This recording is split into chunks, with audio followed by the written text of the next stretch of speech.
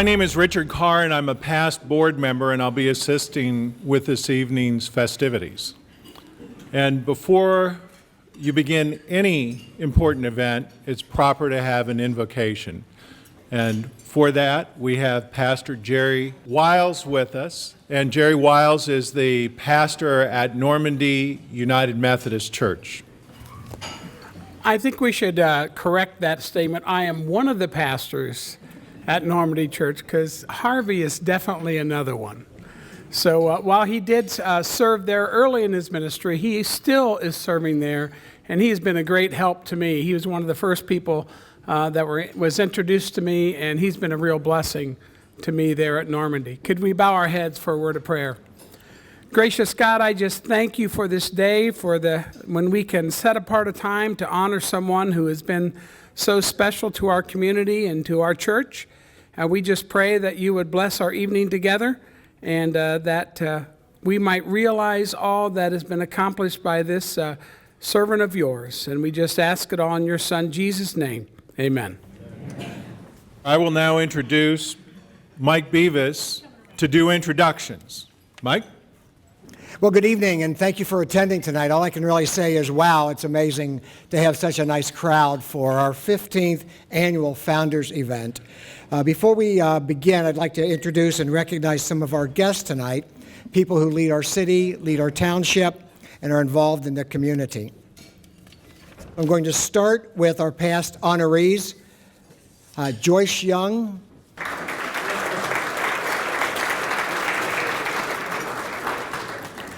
Sally Beals,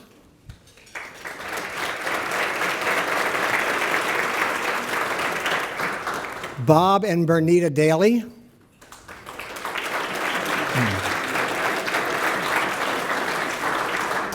Dr. Charles Goodwin,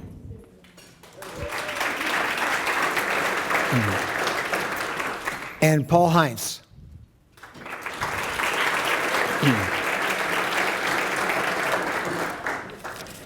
Our public officials would be the Honorable Mary Catherine Huffman, Common Pleas Court Judge.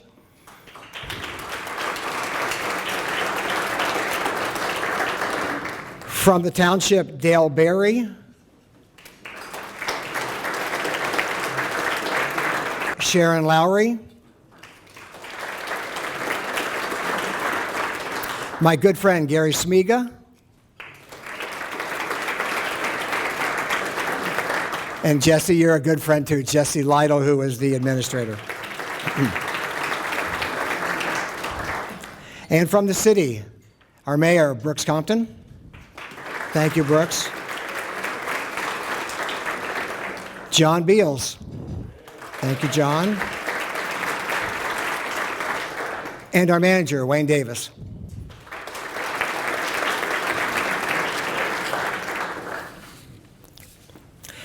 I was going to talk and recognize some of the people with the school system tonight. Unfortunately, with the passing of Mitch Biederman, they're unavailable. So I want to stop my introductions at this time just for a moment. And for the loss of Mitch, our community has suffered. Mitch was the treasurer of Centerville City Schools. So please join me in a moment of silence. Thank you very much. From the Parks District, Centerville-Washington Parks District, Lucy Sanchez, President.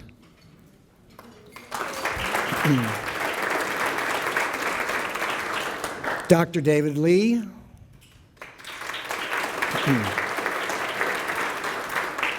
And Arnie Biondo. Thank you, Arnie. From the Washington Centerville Library Board, we have Robert Hansman. And Kim Paris, the director.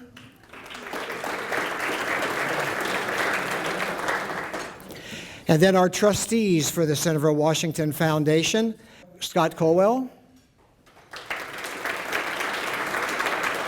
Brendan Cunningham, Debbie Dawkins, Bob Hansman again. First time it was Robert, now it's Bob, right? Carol Kennard. And the whole evening comes under Carol's committee. She does a great job every year. So Carol, thank you, thank you, thank you. Paul Labby.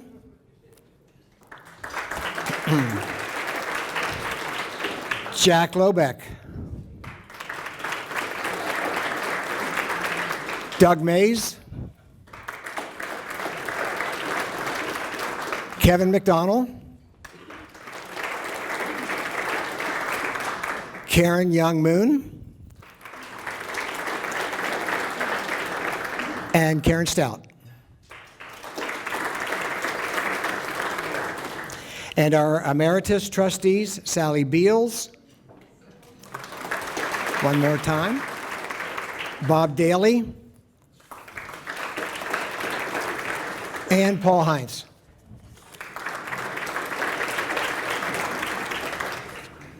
We have a number of contributors and sponsors to thank. First, we have two corporate sponsors. Jesse Gaither left here, but he had another event to go to in Lebanon. He's with Minuteman Press. He donates all the design and printing services for all of our foundation materials. And so I was going to say, Jesse, please stand up, but since he's left, I won't ask him to stand up. The Voss Auto Network, they're a sponsor, not just of this event, but a sponsor for the entire foundation. I know that Greg Stout is here. Thank you, Greg. Greg, thank you, and thank you to the Voss Auto Network. And so in addition to the corporate sponsors, the event sponsors are listed in your program. Please read that list in your program and join me in thanking them. Also have a special thanks, and you can hold your applause to the end, the Miami Valley Communications Council for their recording. Bob Daly. Bob, how long have you been doing photography for us here? 15 years. Thank you. Thank you very much. Sue Tickle did the fantastic cupcakes. The Centerville-Washington Park District for the centerpieces and contributing to a special gift. And one other thing, I wanted to thank Patrick Earhart, who is our website developer, and we just launched a new website today. So Patrick, thank you very much. So thanks to everyone. The Centerville-Washington Foundation thanks all of you for attending this evening. We've had an excellent year. We have provided more than $40,000 in grants this year. We think we can do better as we go in the future. This year we did introduce a new community impact grant. That was an additional $10,000, and in the next couple months we will have our next community impact grant also. So we're making a difference in the community. We're giving back. We're helping people. And that's exactly what our honoree has been doing for more than 40 years. So thank you, Harvey Smith. And now I'll get it back to Richard. Harvey has been an amazing presence in our community. He's really, in some ways, been everywhere: governmental, civic, educational, religious. He's covered every aspect of this community. And you may know part of the story, but tonight you're going to hear the whole story. Yeah. Harvey says he hopes we don't tell the whole story. So prepare to be amazed.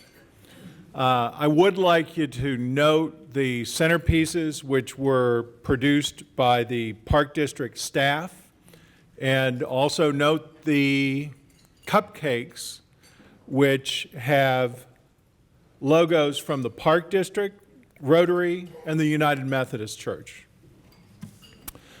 But before we introduce our main speakers, we have one special speaker, and that is Mike Rice, a former Centerville-Washington Park Commissioner, to read a resolution from the Montgomery County Commissioners. Mike?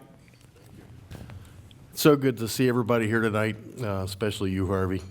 Harvey and I go way back, and when I first heard about this event, and my wife is one of the county commissioners, and we have a resolution here from the county commissioners, and I said, what am I supposed to talk about? And she says, just read it. I was under this understanding, and I told Harvey this earlier, I thought this was a roast tonight. And so Harvey's saying no. Harvey also said, where's Carolyn? And I said, she can't come tonight. And I said, but I'm going to speak on her behalf. And Harvey goes, no. So Harvey and I served on the Park District Board for 9 years. And Carol and I were talking about the exact years, and we can't remember the exact years. One of my other commissioners that I served with, Nancy Steinforth, is sitting behind Harvey. And it was the three of us, and I took Nancy took Bill Yeck's spot. So I served with Bill for like 3 years, and then with Harvey for 9 years. But it was tremendous. We did a lot of great things. Harvey planned to buy the Smith farm, which I always thought that was Harvey's farm down there. We did Oak Grove Park while we were involved as far as purchasing that land. But that's enough reminiscing. But let me just read what we have here. Whereas the Reverend Harvey B. Smith has been a fixture in the life of Centerville for over 50 years. And whereas Reverend Harvey Smith and his wife Carolyn raised their children, Stephen and Robin, in Centerville, and remained in Centerville until his retirement from the ministry. And whereas, in addition to his ministry, Reverend Smith served on the Centerville-Washington Park District Board for 23 years. After serving on the Centerville School Board as a founding member and former president of the Centerville Rotary Club, also serving as district governor. And I'm here to tell you, my wife is really involved in Rotary. That's a big deal, being district governor. Whereas at the age of 86, I thought Harvey was close to 100. He continues to serve his neighbors and fellow citizens through participation in Normandy United Methodist Church and numerous other organizations. Whereas the Centerville-Washington Foundation has selected the Reverend Harvey B. Smith for his recognition of his outstanding lifetime of service at this community founders event. Now, therefore, be it resolved that the Board of County Commissioners of Montgomery County, Ohio, on the 26th day of September 2019, does hereby recognize, honor, and congratulate the Reverend Harvey B. Smith for his outstanding lifetime of service to the Centerville-Washington Township community and the community at large. Thank you, Harvey.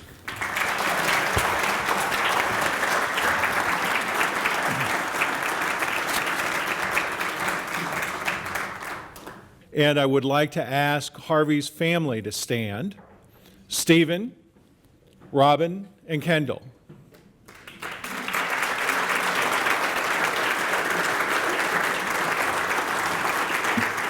Well, Stephen, remain standing and come forward. Stephen, in addition to being Harvey's son, is a graduate of Centerville High School class of 77. Who else? There we go. And he also was a disc jockey at WCWT. And he's going to talk about Harvey. Thank you, Steve. Thank you very much. And it's an honor to be able to talk about my family. You know, they asked me to talk about what it was like growing up in Harvey's household. But my goodness, we're old. I don't remember. My sister and I moved away in the late 70s. So it took a bit to remember what it was like living in his household. We met Harvey at an early age. And almost immediately, he insisted we called him Dad. So that was special. When my sister and I were born, Dad was in Huber Heights. A lot of our life was around the church. So I kind of broke this up in the church assignments in the Methodist Church. They moved the pastors around for fresh blood and new ideas. So it was, we started in Huber Heights, and my sister and I were born in the late 50s, early 60s. Oh my God. So I don't remember Huber Heights very much, but in 1961, Dad was transferred to Fletcher, Ohio, up the road. It's near Piqua, small farming community, and we lived in the parsonage right next to the church in this small community. And that was a wonderful place to live. Even to this day, Dad goes up there and visits with those folks. I remember a lot of 4th of July, New Year's Eve, Memorial Days up in Fletcher with the folks up there. And it was a wonderful place to grow up. And Robin and I learned so much when we were in Fletcher. Robin and I were 3, 4, and 5 years old when we lived in Fletcher, and she and I shared a bedroom at the time that had a window that opened over the front porch roof. And Robin and I learned we could climb out on the roof at 4 years old and really create a sensation in town. There was a high school bus stop in front, and so we would wave to the kids waiting for the bus, freak them out, and they would come and knock on the door, and Robin and I'd go back to bed. We also greeted a lot of people coming to choir practice from the roof. So we learned that that's probably not a good thing to do.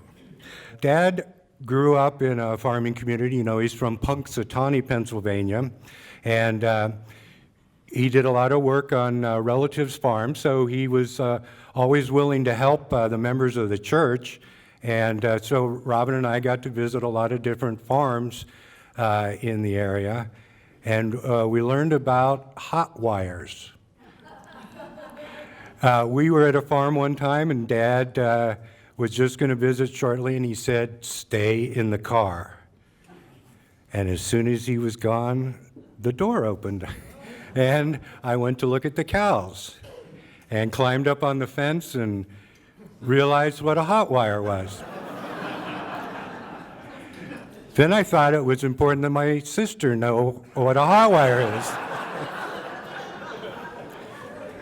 is. She's still a little upset about that. One of the other memories that I have of Fletcher was the 4th of July parade. It was a small town, and they had a wonderful celebration for the 4th of July, but the town was so small that everybody at the front of the parade would run around and get to the back so that they could clap for the people at the end of the parade. And I got to ride the fire truck with my dad and wave at everybody.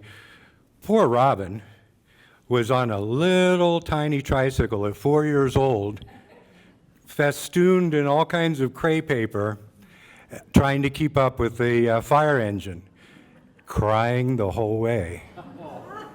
And when we passed the parsonage, she made a right turn right into the house, and we never saw her again.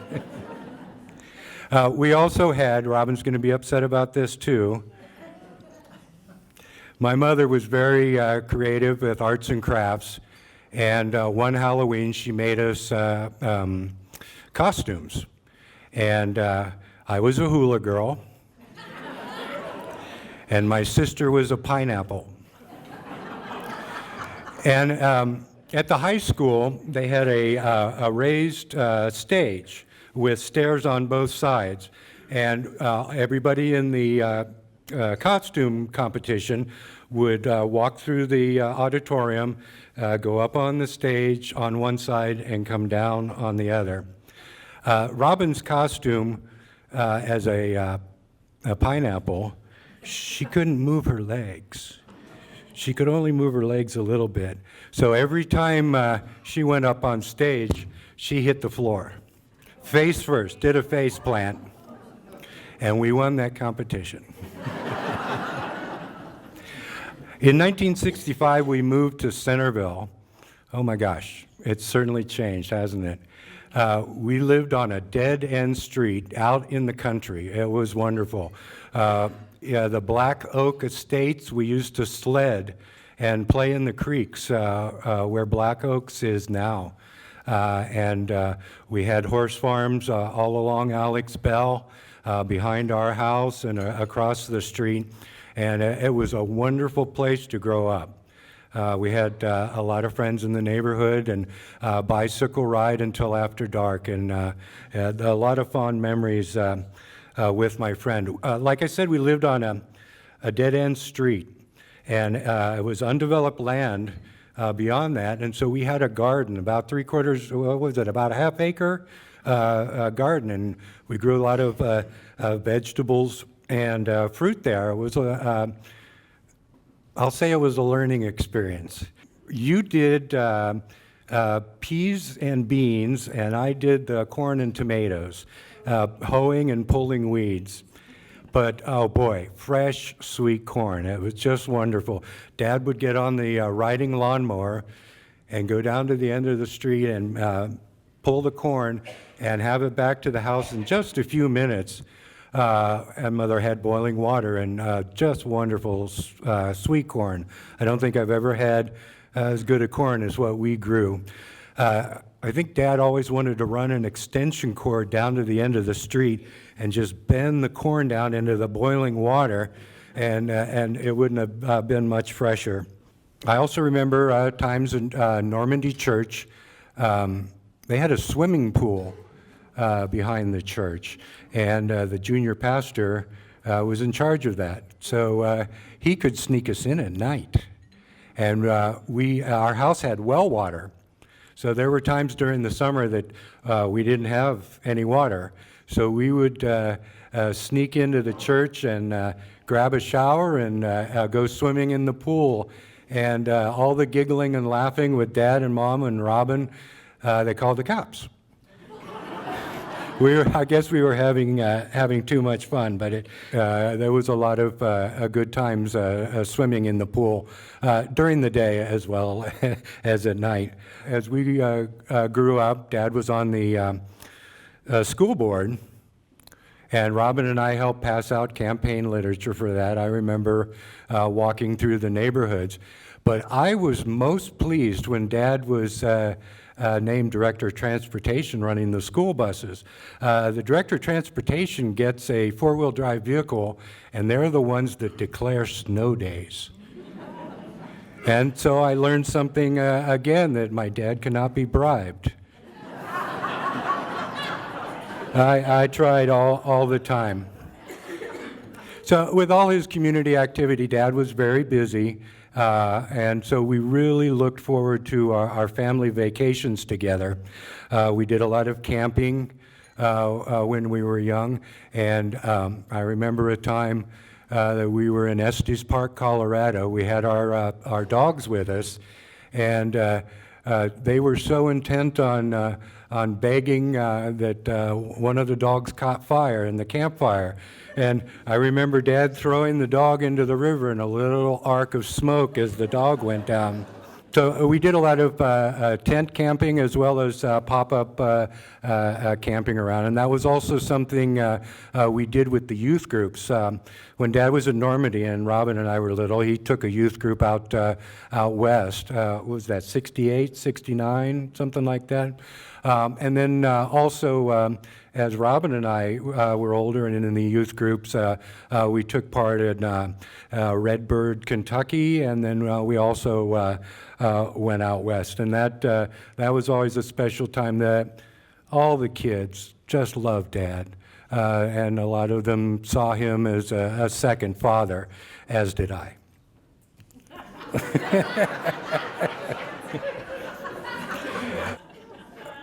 Our last family vacation together, we went to Europe. Mom and Dad had saved up while we were growing up, and so our last family vacation was all through Western Europe. And it was just a wonderful time to be with Mom and Dad and my sister, and a great way to send us off into the world as we went off to college.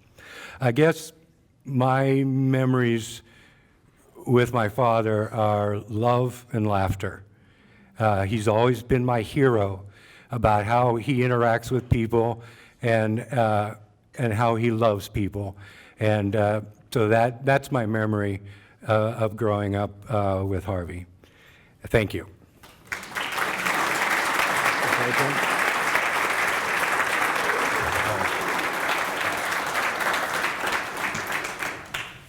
Next, we'll hear from Carol Kennard, former director of the Centerville-Washington Park District, community activist, chairperson of this event, and all-round wonderful person. Welcome, Carol.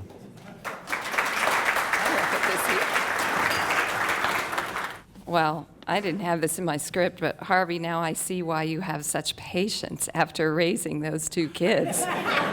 Oh, my word. Oh. Oh, wonderful story, Steve. Thanks. Well, I first met Harvey Smith in 1982 when I was hired as the program coordinator for the Centerville-Washington Park District. He was a park commissioner, providing leadership to the growing organization. So we've known each other close to 40 years, but I'm still learning about what he brings to this community. So who is Harvey Smith? Harvey is adventurous, driven, devoted, generous, and kind. And let me tell you how. Starting with adventurous. Former school superintendent Don Overly shared a story about Harvey's adventures as an undergrad at Otterbein University.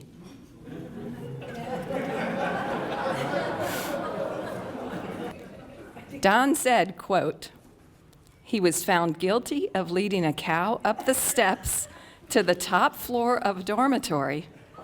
As it turned out, going up was a lot easier than going down." After he was found guilty of such a prank. The fact that he was not expelled shows that God was indeed watching over him. But I'd say his adventures were just beginning. Harvey was a park commissioner for the Centerville-Washington Park District from 1981 to 2004, serving as president 19 of those 23 years. Bill Yeck had taken him to lunch to explore the idea of becoming a park commissioner. And that lunch turned into a 3-hour lesson on parks, the history of parks. Bill made a call to the judge, and before he knew it, Harvey was on the park board, even though he didn't know much about parks. Harvey had just gone off the school board since his work was outside the community at Grace Methodist Church on Salem Avenue.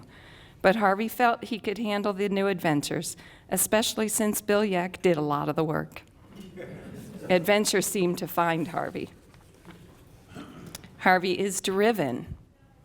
So under his leadership, Harvey guided the Park District through a successful growth spurt. The district passed 3 levies, acquired 10 new parks, increased park acreage from 593 to 919 acres, grew the full-time staff from 5 to 19, established the William and Dorothy Yeck Nature Fund to enhance nature experiences at the parks, partnered with the city of Centerville to acquire an abandoned railroad corridor that we all know now as the Iron Horse Trail, convinced Vic and Mary Jane Smith to sign a purchase contract to add the Smith Farm to Bill Yeck Park, which was quite a feat that really took close to 25 years to convince them that it would be good for their property to be a park, especially since Vic Smith had taken a full-page ad in the newspaper against a park levy in the early years. Harvey oversaw the redevelopment of the activity center and schoolhouse parks, developed a master plan for the newly acquired Oak Grove Park that is now one of the community's most visited parks in the district, oversaw the installation of new playgrounds and picnic shelters, improved parking lots, and new payphones for safety in the community parks, which of course have all been removed since everybody has a cell phone. And he helped develop the window on wildlife at the Hithergreen Center, which is now becoming the district's 51st park. So Harvey was driven to ensure the parks were the best that they could be for this community. Harvey is devoted. Every fall, Harvey would come into my office and ask how many tickets I wanted to the Rotary Spaghetti Dinner. Not if I wanted any tickets, but how many? And of course, he proved to be a good salesman. I always bought those tickets. Well, when he promoted me to director in 1997, he strongly encouraged me to join the Centerville Rotary Club. And again, I couldn't say no, and I've been a Rotarian ever since. And by the way, if anybody would like tickets to this year's Rotary Pancake Breakfast, Harvey would be happy to sell those to you, as would just about any Rotarian in the room tonight. After retiring from the park board, Harvey continued to stay involved. He's been on every levy committee since he left the board. He served as a liaison for the city's stormwater drainage task force, and he continues to provide counsel to the current director on most everything, whether he wants to know it or not. Right? Once Harvey gets involved in a cause, he's in it for the long haul. Harvey is generous. Although I'm most familiar with Harvey's accomplishments at the Park District, Harvey has proven to be generous with his time, being involved in many other civic duties. In 1969, a vacancy occurred on the Centerville School Board due to illness. Several prospective members were interviewed by the remaining 4 board members, and Harvey became a unanimous choice to fill that unexpired term. According to Don Overly, Harvey earned the trust of other board members due to his sound decision-making and willingness to listen to all sides of an issue when making decisions. Proof of his board leadership was revealed when he was elected as president of the board during his last year of service. Harvey was on the school board when they opened the first unit of the new high school. While serving as a minister in Centerville, Harvey helped out as a bus driver for Centerville schools. He quickly got to know the other drivers, and his popularity and attention to detail made it an easy choice when a vacancy occurred for transportation supervisor. Harvey had the respect of the other drivers, and he moved right into the position with great success. Harvey learned how to drive a water truck as a volunteer firefighter while pastor in the Miami County town of Fletcher. While he was on the Dayton YMCA board, he helped establish the Y in Centerville. And he did so much for his alma mater at Otterbein University, he was honored with an Alumni Community Service Award. So is there anything Harvey hasn't done? I think not. Harvey is kind. Above all, what you'll notice about Harvey is his kindness. He is always willing to lend a hand or some advice, and does so with a positive, encouraging manner. He has always been like a father to me, and even reminds me of my father, with his gentle, caring nature, always interested in learning about others. He is that individual who is involved in many aspects of our community, but never seeks recognition for it. So tonight, I'm thrilled to see him in the spotlight, getting this well-deserved recognition. And I will end with a quote that really speaks to Harvey's lifelong commitment to our community. Mahatma Gandhi said, "The best way to find yourself is to lose yourself in service of others." We're fortunate that Harvey has found himself in our community. Thank you, Harvey.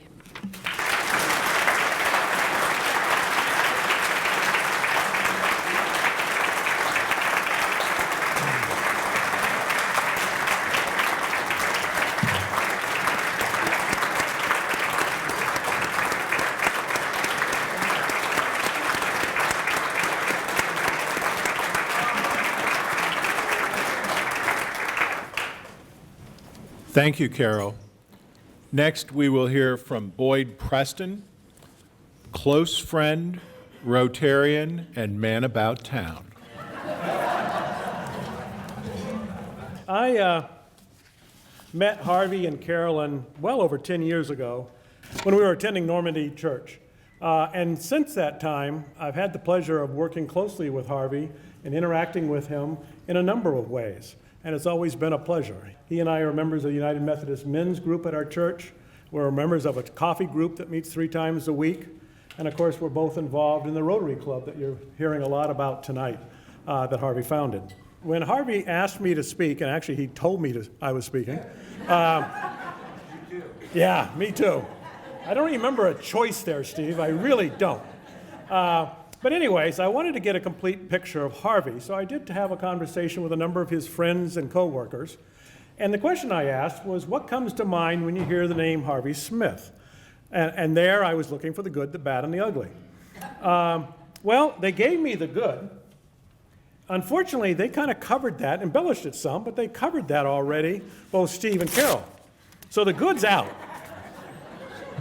However, Harvey, The bad and the ugly, they came through with. Now, at this point, of course, Richard's over here saying, oh my gosh, I didn't tell him no roast. So I felt okay to go with the roast idea. But this is not a roast. Of course it's not. It's a way to honor Harvey for his well-deserved activities and accomplishments. In fact, if you think about it, other than possibly Mother Teresa, Harvey is probably... Well, let me finish. You just don't know where I'm going, do you? Harvey is probably the worst candidate for a roast. Other than trying to shish kebab a dog, okay, and getting caught with cows in buildings, there really are not a lot of embarrassing stories out there. There's no dirt on them. What you see is really what you get. Just an all-around great person, somebody you want to hang around with. There's a good overview of Harvey in the program. Let me just add a couple points to that. He is from, let's see if I can get it right, Punxsutawney. Couldn't be from anywhere else. Pittsburgh, okay? Punxsutawney, Pennsylvania. Despite Harvey's numerous accomplishments and recognitions, the best-known resident from Punxsutawney, of course, is a rodent.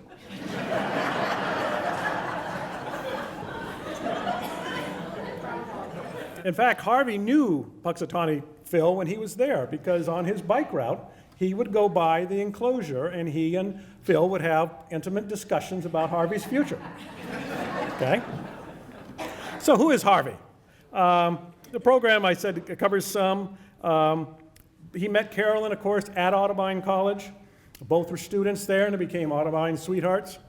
But his claim to fame, other than the cow episode, keep in mind, this is a young buck, fresh out of high school, going to school on his own, and he really wasn't studying anything relating to theology at all. He, of course, was a psychology and a sociologist major. So what did he do? He weaseled his way onto the maintenance crew and took every job that involved getting him into the women's dorm. You read in the program about the keys. Well, what he didn't mention is in the freshman year, he collected trash, garbage, from, say it with me, women's dorm. So he took great pleasure in arriving unannounced, opening the door on the first floor, calling out, "Man on the floor," and watching the women scramble to get back into their rooms. After Audubon, he did move to Dayton and attended seminary here. And the coffee group has concluded this is the birth of one of his favorite claims, something he thinks is unique about himself. He claims repeatedly, still to this day, he has read the Bible once. He believes that he got everything out of it the first time through, so why does he need to read it again? Harvey, is that true? Have you said that? And we have people here from the coffee group. Go ahead and lie to me. He was a... Okay, that's close enough. He was ordained in 1958 in the EUB Church, which then about 10 years later merged with the Methodist Church. He served, as you heard from Steve, in a number of assignments here in the Miami Conference, including Normandy. And his last assignment was at Audubon Church, where he served for 6 years. He retired in 1997 after over 37 years of service as pastor. I think the Christian pastor, Rick Warren, who leads a mega church out in the West, probably captured it right when he said, "Faithful servants never retire. You can retire from your career, but you can never retire from serving God." And that's Harvey in a nutshell. So as I gathered the feedback from people, I was able to categorize it into 3 broad buckets. The first one is Harvey is a pastor's pastor. It's the one that people strive to be when they go in to serve God. Pastor Jerry refers to it as Harvey has a serving heart. And the pastors will come to him, as you heard Pastor Jerry refer to, and ask his advice and talk to him. Use him as a confidant. Run ideas past him. If they're facing a challenge, talk it through with Harvey, because he's the kind of guy that has been there, done that, and also is ready to help any way he can. At Normandy, he recognized throughout his career that a church has a number of key focus areas, but obviously serving the parishioners and serving the local community is key. So while he was at Normandy, actually founded our youth program that Steve referred to, which is still going today, and a lot of kids have gone through it. Ron and G. Thee's daughter, Melissa, fondly remembers, and mind you, she is a retired teacher now, but she fondly remembers going through confirmation class with Harvey when he said to the class, "Look out the window and see all that God is doing for you." That simple statement has impacted her to this day, because it not only was simple, but it struck the awe of what Harvey was trying to communicate. And that's one of the magics of Harvey. He's able to communicate with anyone at any level. Here he was dealing with 8th graders who were basically 13 years old, beginning the wonderful troubled teenage years, and he was able to make a statement to her throughout this confirmation class that resonates to this day. While at Normandy, he also helped establish the Greek groups. The Greek groups are still going also today. These are the groups that basically take the congregation, break them up into small groups, and encourage them to get together on a regular basis and socialize. The idea, of course, is to build bonds within the church, making the church stronger. And of course, everyone has heard the stories about how great of a pastor he is from the point of view of all the visits he would do to people who are in need, people in the hospital, going in for surgery, coming out of surgery, or just people that needed to be visited because nobody had seen them for a while. And that really gets at what Harvey's all about. While he was at Audubon, his last assignment, he met a young pastor named Jeff Cartwright. Jeff came into Harvey's church, and he was going to be the youth minister for Harvey. It started as a relationship that was basically boss-employee. It gravitated into Harvey becoming his mentor. And now Harvey is a very good friend of both Jeff and his wife. Throughout Jeff's career, they parted after a couple of years. Harvey retired. Jeff went on and became the pastor at New Hope Church downtown. But he still relies on Harvey for advice and counsel and to run issues by. He said he's hit some hard spots, and he needed Harvey to help him through it. And that's exactly what Harvey did.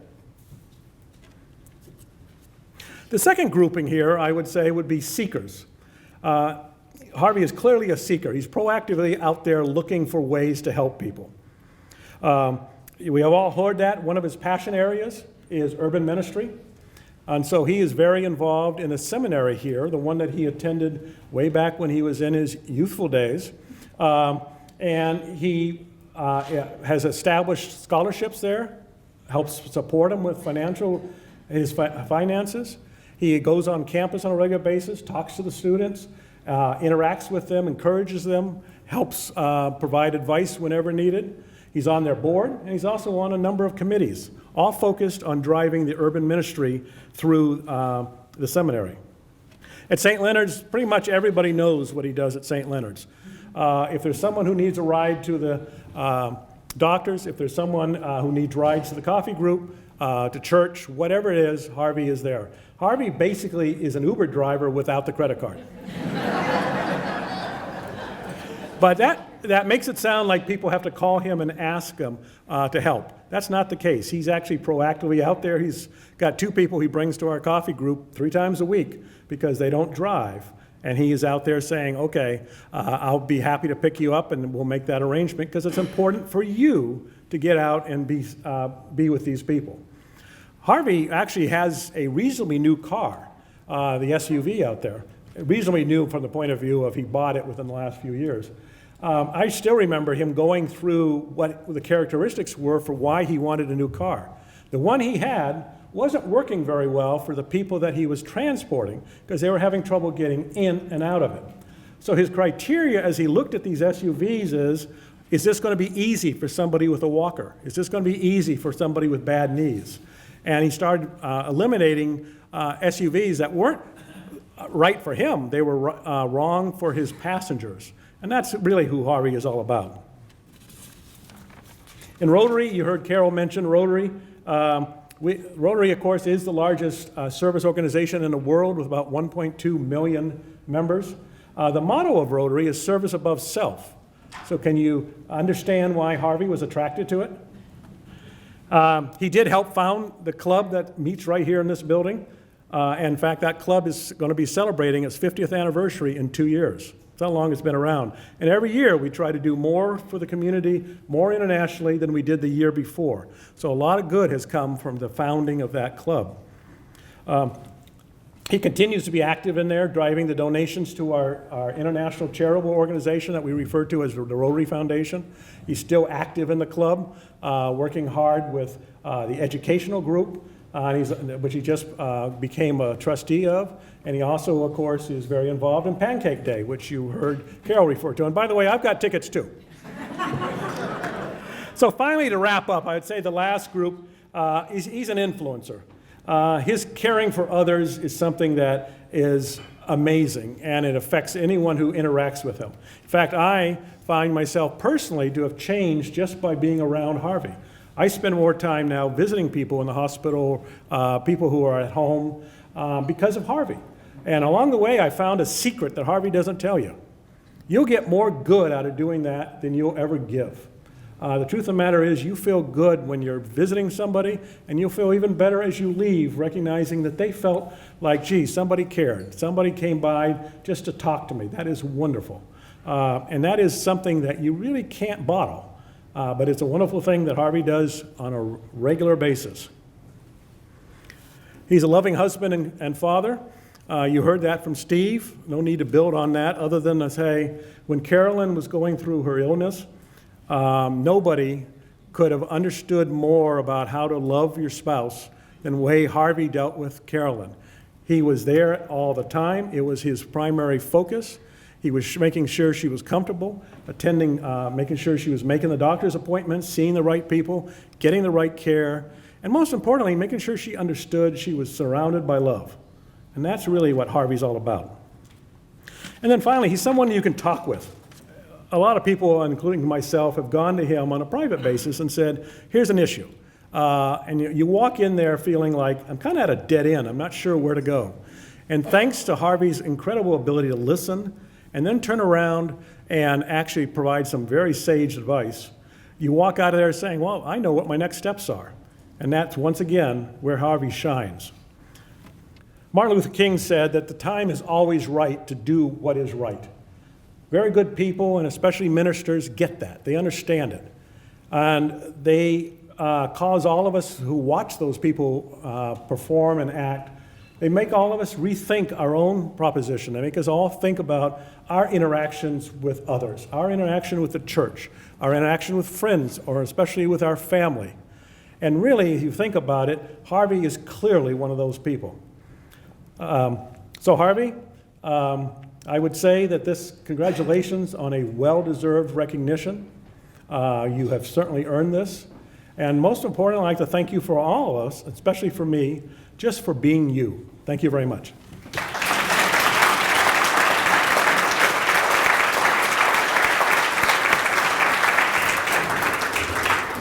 Harvey, don't sit down. It's your turn. Come on up. The floor is yours.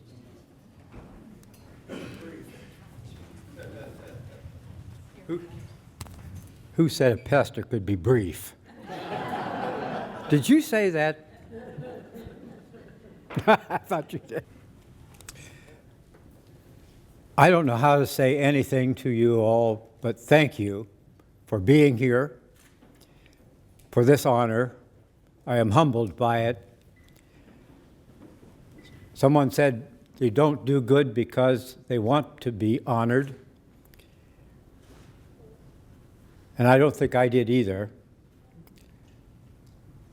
When I made the decision in the middle of my college career to go into the ministry because I felt God's call, my life changed. And I found myself wanting to give back for all that had happened to me. And so this honor is not for me, but for God's influence in my life over these many years. I am grateful for this community and for all the great friends that I have here, for the work that has been accomplished among us all, for this is a better community because of all of us, and I thank you for that, and thank you for this honor.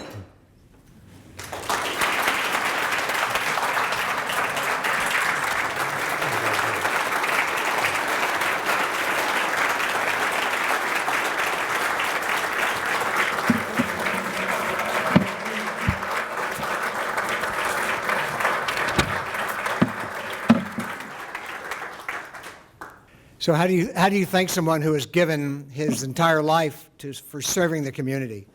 We have a plaque. A plaque just doesn't seem right. So what we've tried to do is we've tried to encapsulate everything that Harvey's done and to thank him for what he's done for the community. We know that Harvey's one of his first loves is the parks. So in order to thank him, we have created a bench. That bench will go into Grant Park, one of his favorite parks. Indeed. And so not just but for everyone to really enjoy it for that. So we have the top back to the bench to present to Harvey tonight.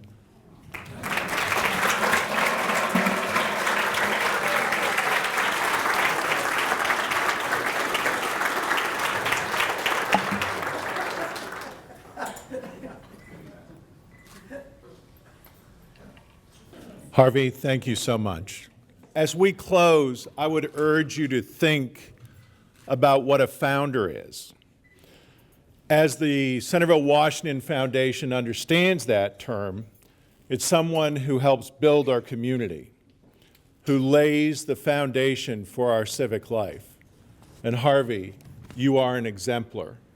You have taught us well, and we are grateful. So let's stand and give him an ovation and enjoy the evening and have your picture taken with Harvey. Thank you.